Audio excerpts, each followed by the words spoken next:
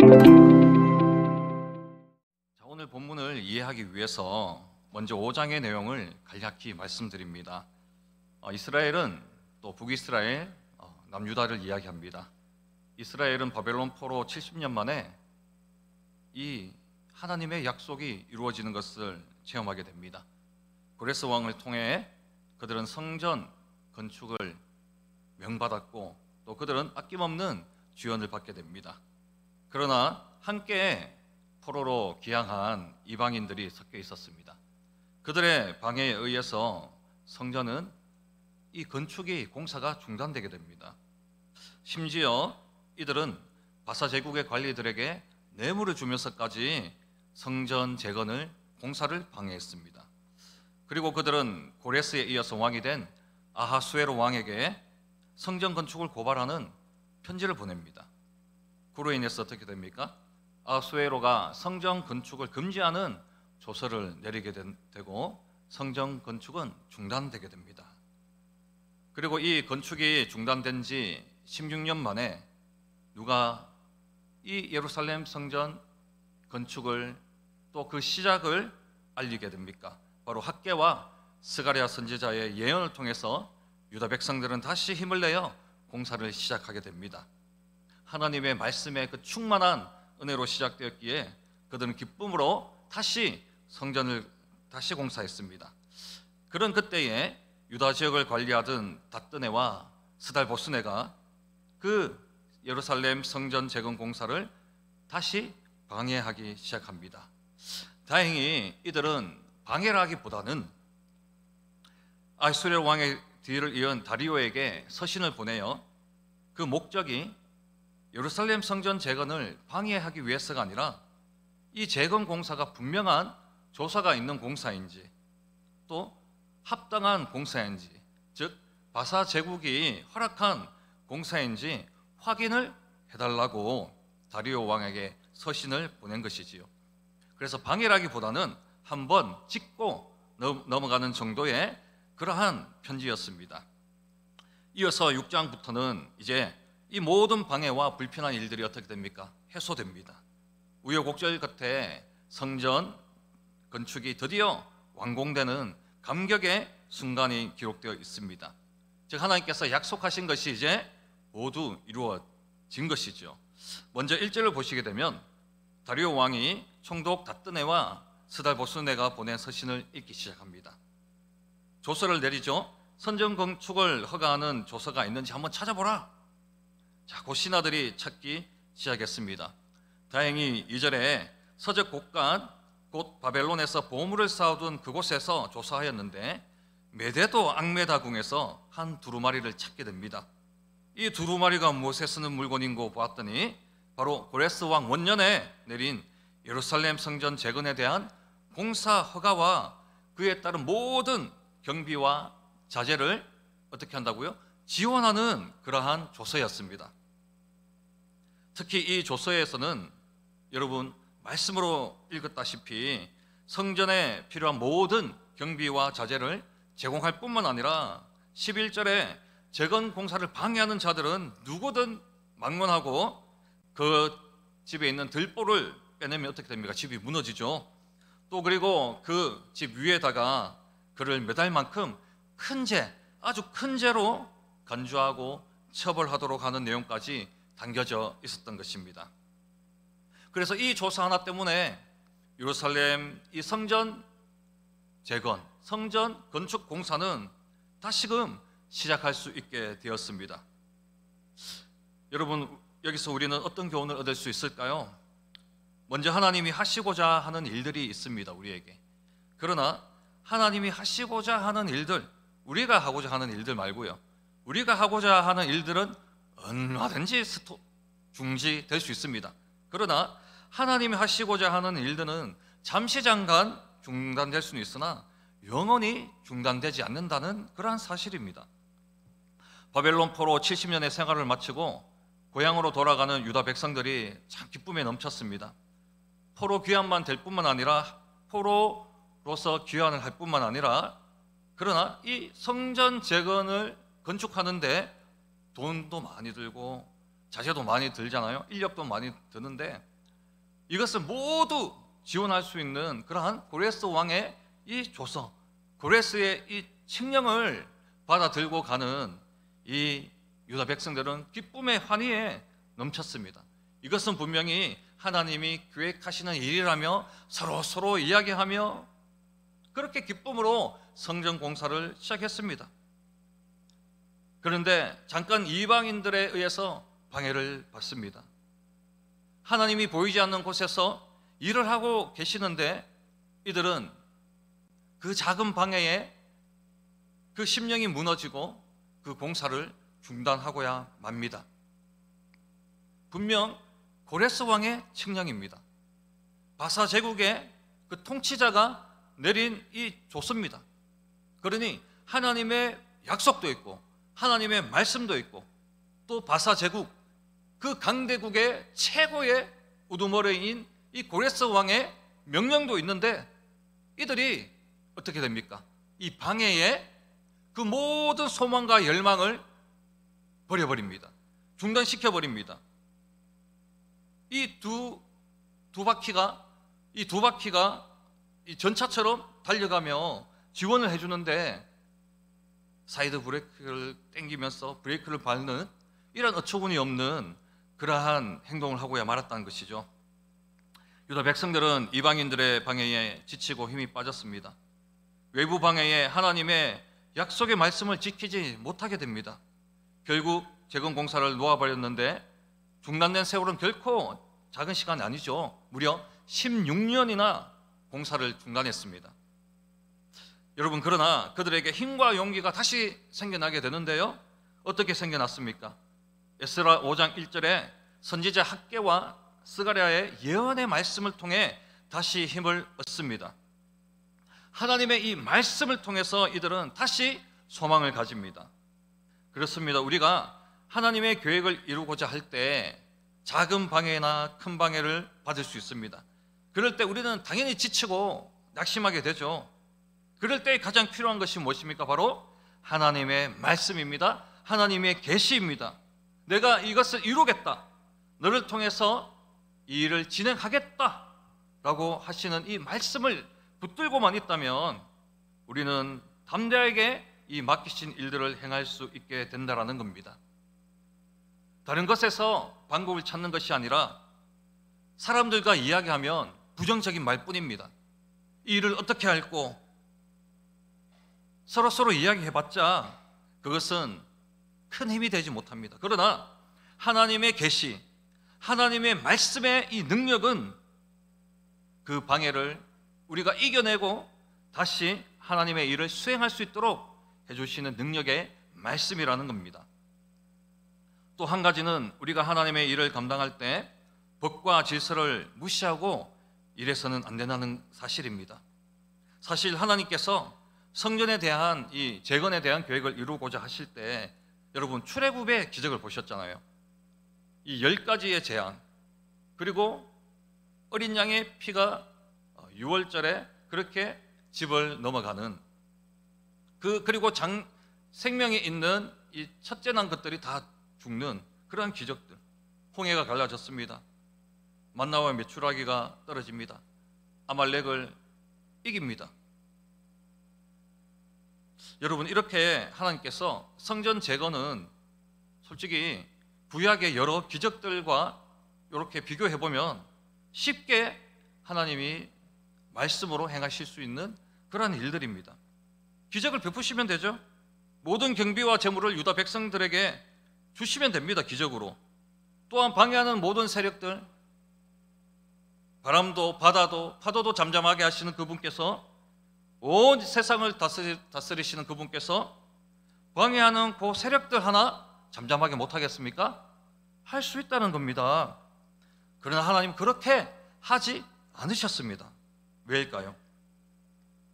하나님은 당시 유다를 포로 잡았던 바사 제국의 법과 당시 최고 통치자와 관리를 통해서 일을 하시는데 그것은 아직까지 이 유다 백성들이 어디에 속해져 있습니까?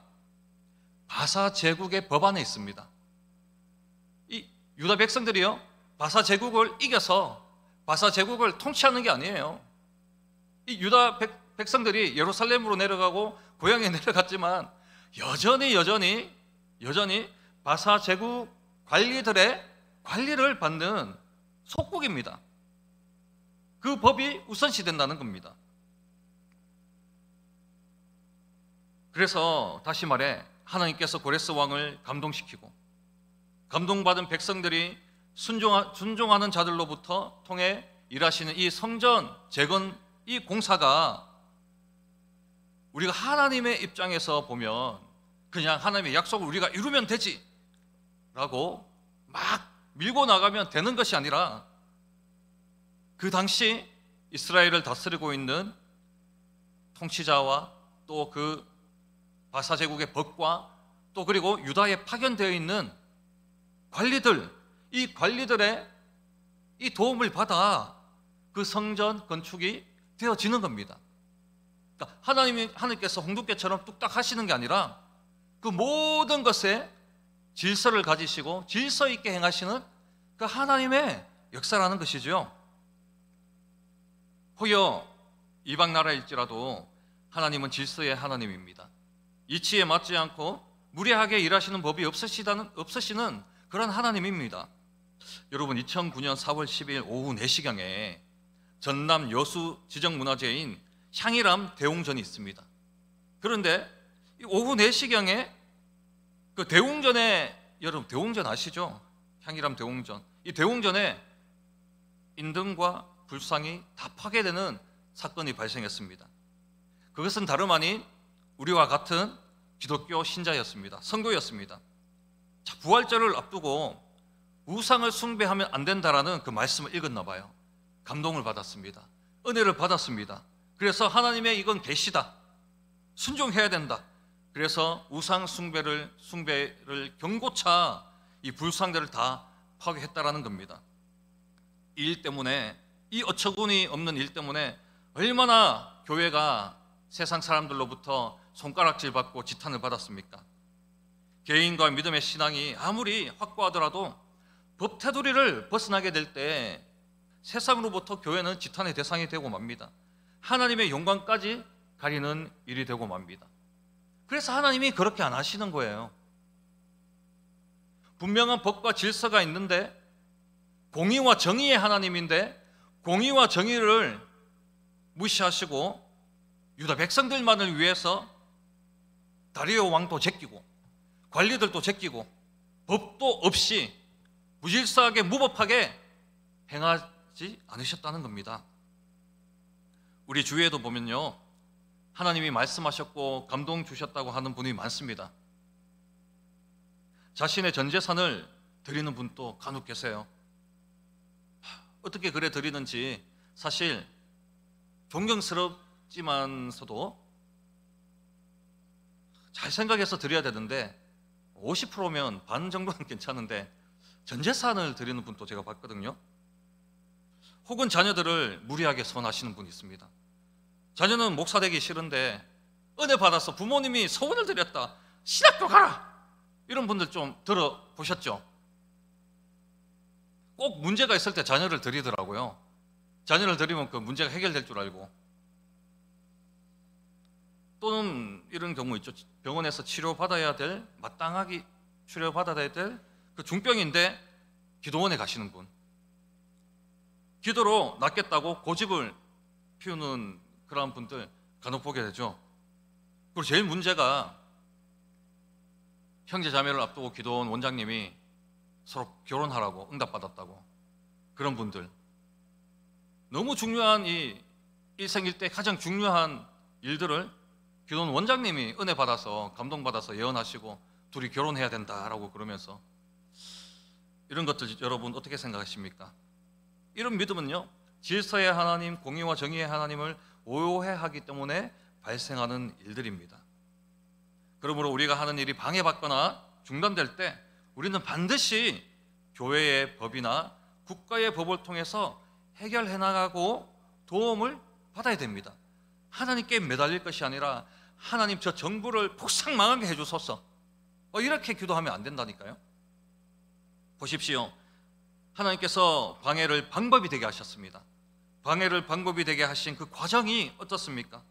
제가 말씀드렸지만 성전에 필요한 모든 경비와 자재들이 어떻게 공급되었습니까?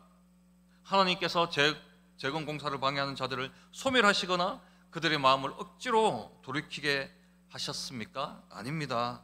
바사 제국의 통치자인 다리오 왕과 그 관리들의 합법한 절차에 따라 질서 있게 유다 백성에게 공급해 주셨습니다. 여러분, 요즘 대통령 탄핵 국면으로 나라가 많이 어지럽죠. 이럴 때일수록 우리는 오늘 본문의 말씀을 잘 기억해야 됩니다. 네이버 뉴스에 들어가서 악성 댓글을 달면 안 돼요. 빨갱이들아 뭐 이러면서. 저도 많이 했습니다. 많이 했는데 그게 말씀에 따르면 그게 아니에요. 아무리 나와 이념이 맞지 않더라 하더라도 상대방을 저주하거나 상대방을 모욕하게 하는 것은 어떤 일이든 잘못된 일이죠. 이럴 때일수록 우리는 오늘 본문의 말씀을 잘 기억해야 됩니다. 우리의 믿음과 신앙이 한쪽으로 치우쳐서 국가의 위정자나 정치인들을 쉽게 정죄하면 우리의 죄악입니다. 하나님께 죄악된 행동입니다. 오늘 본문에 성전 공사에 방해를 받은 이스라엘 장로들과 백성들이 어떻게 행동합니까? 여러분 보시면 유다 백성들은요, 다시 중단된 공사를 하나님의 그 말씀의 감동으로 시작했습니다. 그래서 16년 전에 그 기쁨과 소망을 안고 다시금 힘내서 기쁨과 소망 가운데 공사를 재개했습니다. 그런데요, 총독 다뜨네와 스달 보스네가 우르르 몰려와가지고 성전 공사가 이거 맞습니까? 이거 합당합니까? 누가 이거 허락했습니까? 라고 물어보면 기분 나쁘죠. 힘 빠지죠. 왜 그럴까요? 유다 백성들이 이방인들 때문에 공사가 한번 중단된 적이 있거든요. 이 트라우마입니다. 트라우마. 또 왔네. 또 왔어. 또 방해하네. 이러면서요, 아마 많이 힘들었을 겁니다. 심적으로. 그런데요, 유다의 장로들과 백성들이 어떻게 행동합니까? 유다의 장로들과 백성들은 성전 공사의 합당성에 대해서 관리들에게 차분하게 설명하고 바벨론 포로가 되기 전 자신들의 치부였던 이 죄악, 우상 숭배, 유다 백성들이 저지른 모든 죄악까지도 그 고관들에게, 그 관리들에게 고백하고 진실하게 나아가는 것을 볼 수 있습니다. 즉, 화냈지 않다는 거죠. 뒤로 자빠지지 않았습니다. 그렇습니다. 우리도 이렇게 나라가 어지러운 상황에서 우리는 방해를 방법으로 바꾸시는 하나님을 믿어야 합니다. 방해를 방법으로 바꾸시는 일의 가장 기초는 하나님의 계시를 기다리는 겁니다. 하나님이 말씀하실 때에 그 말씀대로 행하면 아무런 문제가 없습니다. 그리고 이치에 맞게 행동해야 됩니다. 무리하면 안 됩니다. 오버하면 안 됩니다. 그러면 꼭 실수를 하게 됩니다. 우리의 감정과 기분에 의해서 행동하면 안 된다는 것이지요. 왜 그렇습니까? 왜 그렇습니까? 하나님의 약속은, 하나님의 말씀은 반드시 이루어집니다. 하나님의 말씀이 오늘의 우리의 꿈이 되어야 됩니다. 하나님의 말씀은 내일입니다. 우리가 꿈꾸는 로또 1등 당첨되는 게 우리의 내일이 아니고요, 그것은 이루어질 수도 있고 이루어지기는 좀 힘듭니다만은 혹 이루어질 수도 있고 이루어지지 않을 수도 있습니다. 그런데 하나님의 말씀은 반드시 이루어지기 때문에 우리의 내일입니다. 내일은 우리의 하나님의 말씀이 되어야 됩니다. 그래서 이 하나님의 이 말씀은 반드시 이루어지기 때문에 우리가 하나님의 말씀, 하나님의 약속을 붙들고 나가면 얼마든지 우리는 실수하지 않고 하나님의 계획이 우리를 통하여 이루어질 수 있는 것입니다.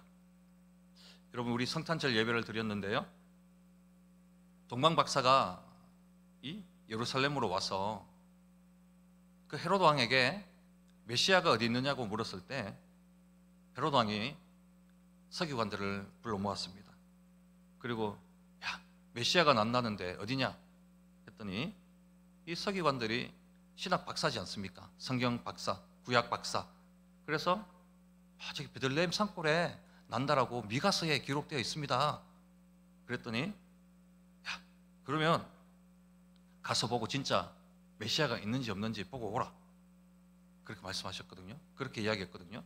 그러니 하나님의 이 약속의 말씀을 믿지 않고 하나님의 약속을 그냥 귀로 듣는 그런 자들은 절대 결코 하나님의 그 약속이 이루어지는 그 장소에 있을 수 없습니다. 아무리 권력을 가진 헤롯 왕이라도, 아무리 구약 성경을 눈 감고 다 외울 수 있는 서기관이라도, 여러분 말씀을 믿는 믿음이 없으니까 그 약속의 장소에 가야 되는데, 약속의 장소에, 그 계시의 장소에 있어야 되는데 없으니까 어떻게 됩니까? 메시아의 그 탄생, 그 영광스러운 그 장면을 보지 못합니다. 성경은 아는데 믿음이 없는 것이죠. 그러나 누가 봤습니까? 유대인들이 그렇게 싫어하는 누굽니까? 바로 저 페르시아 사람들. 그죠? 그 사람들이, 이방인들이 예수의 탄생을 보고 경배를 드리고 보배합을 드렸습니다. 찬양했습니다. 그리고 또 누구가 있죠? 아무도 알아주지 않는 어린 목동들이 예수님을 봅니다. 이들은 생각했을 겁니다. 또 오늘 또 양을 쳐야 되네. 야, 오늘은 날이 왜 이래 춥냐? 자, 나뭇가지 넣어서 불 좀 더 지펴봐라. 그러면서 이제 불을 쬐면서 양을 치고 있는데 천사를 만납니다. 메시아의 탄생을 목격하고 주님 앞에 영광 돌립니다. 그 어린 목동들이 어떻게 예수님의 탄생을 목격하고 그 은혜의 자리에 있을 수 있습니까? 바로 약속의 말씀이 이루어진 그 장소에 있었기 때문입니다. 다른 목자들도 많아요. 사마리아에 있는 목자들도 많고 예루살렘에도요 목자들 많습니다. 고대 근동이 다 양치고 다 목자고 지역 특산물 아닙니까? 그런데 다른 목자들 다 봤습니까? 못 봤습니까? 누구만 봅니까? 베들레헴의 미가서에 기록되어 있는 그 계시의 말씀, 약속의 말씀 그 중심에 있으니 이들이 하나님의 역사를 보게 되는 겁니다. 그렇습니다. 하나님의 약속은 반드시 이루어지기 때문에 우리가 이 어지러운 시대에, 또 나의 일이 잘 풀리지 않을 때, 어려움에 봉착했을 때, 그때는 하나님의 말씀을 꼭 붙드는 것이 방해를 방법으로 바꾸는 가장 중요한 일입니다. 또한 법과 질서를 해치지 않고 교회 법과 국가 헌법을 준수하며 행동해야 됩니다. 왜냐하면 하나님은 믿는 자의 하나님뿐만 아니라 모든 자의 하나님이시고 모든 자를 통치하시는 분이시기 때문에 이 유다 백성들이 바사 제국의 통치를 받듯이 우리 또한 국가의 법을 받고 있습니다. 헌법의 아래에 있습니다. 그래서 우리는 오직 하나님께서 이 헌법을 우리에게 주셨다라는 것을 믿고 그 위정자와 그 통치자의 그 통치에 따라서 우리는 순종하고 지혜롭게 행동할 필요가 있다는 것이죠. 그렇게 할 때 하나님은 오늘 본문 말씀이 이렇게 이루어지듯이 우리에게 닥친 모든 방해를 지혜로운 방법이 되게 하실 것이고, 하나님의 계획이 우리를 통해 다시 순조롭게 진행되게 하실 것입니다. 바라기는 2025년 새해에 우리가 계획하고 목적한 모든 일들이 순조롭게 다 진행되지는 않을 겁니다. 잘 풀리는 일도 있는 반면에 외부의 방해를 받든지, 내가 힘이 빠지든지, 아니 누구 때문에 짜증만큼 지체되든지, 아니면 재정이 부족하든지, 여러분 전혀 방법이 보이지 않을 때도 있을 겁니다. 전혀 안 보이는 때도 있을 겁니다. 그럴 때에 오늘 본문을 잘 기억했으면 좋겠습니다. 외부의 방해를 만난 유다 백성들과 장로들이 어떻게 행동했습니까? 어떻게 해서 방해자가 지원군으로 바뀌었습니까? 여러분, 새해에는 하나님의 말씀을 더 사랑하게 되길 바랍니다. 매일매일 하나님의 계시로 우리가 새 힘을 얻고 벅찬 마음으로 그 벅찬 마음을 안고 살아갔으면 좋겠습니다. 감정적 신앙이 아니라 말씀에 뿌리 박은 신앙으로 우리에게 다가올 모든 방해를 말씀과 기도의 능력으로 방법이 되게 합시다. 또한 법과 질서를 온전히 지키고 수호하는 법치국가의 한 시민으로서 우리의 행동이 이웃들에게 선한 영향력을 끼칠 수 있게 되길 바랍니다. 2025년 새해에 방해를 방법으로 바꾸시는 하나님을 우리가 보았습니다.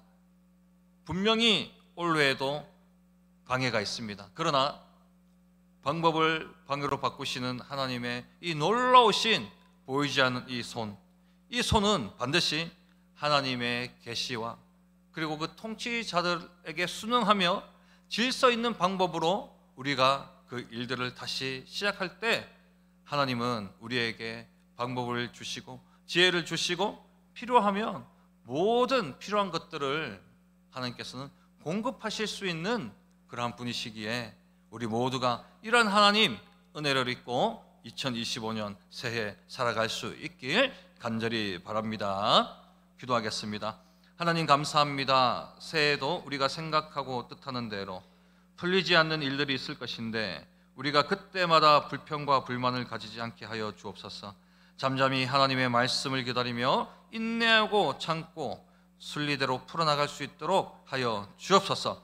자칫 우리의 믿음과 신앙이 감정에 치우치거나 자기만의 신앙에 갇히지 않게 하시고 공동체를 어지럽히거나 위기를 초래하는 실수를 저지르지 않도록 주님 막아 주옵소서. 주여 하나님, 나라가 많이 어지럽습니다. 무엇이 참인지 거짓인지 분별하지 못하는 이 세대 가운데 우리는 살아갑니다. 오직 하나님의 계시의 말씀만이, 약속의 말씀만이 참인 줄 믿사오니 우리가 늘 하나님의 말씀 안에 있게 하시고 올 한해도 하나님이 인도해 가시는 그 길 중심에서 벗어나지 않도록 꼭 붙들어 주옵소서. 예수님의 이름으로 기도합니다. 아멘.